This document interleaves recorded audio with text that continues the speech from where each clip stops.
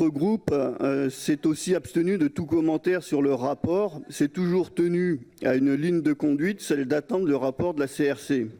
Et nous nous tiendrons à l'avenir à une seule ligne, celle de ne pas mettre en cause le rapport élaboré par des magistrats, comme cela a été fait par quelques-uns qui sont intervenus auparavant.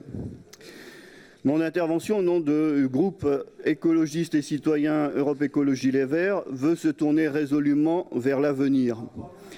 Nous prenons acte de ce rapport de la CRC accablant non contre une personne, comme le veut la droite, mais plutôt accablant pour un système de gouvernance financière défaillant. Nous ne reviendrons pas sur les graves dérives financières, sur l'autonomie que se sont octroyées une poignée de cadres administratifs, sur le manque de contrôle exercé par celle, puis celui qui, in fine, assume la responsabilité de la collectivité.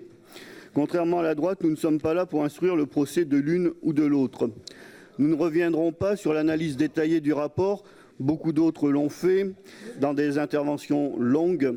Nous l'avons tous étudié en détail. Nous voulons en tirer des enseignements pour demain.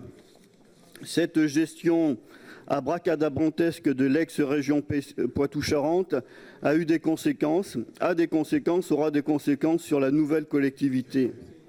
La CRC ne désigne pas de coupable, mais les élus, les citoyens pourraient aussi s'attendre à avoir des explications du vice-président qui était chargé des finances en Poitou-Charentes, qui n'a même pas daigné répondre au rapport de la CRC. Il pourrait par exemple venir s'expliquer devant cette assemblée, puisque c'est lui qui avait le contrôle immédiat, direct de ce qui se passait dans les services, afin que les élus puissent comprendre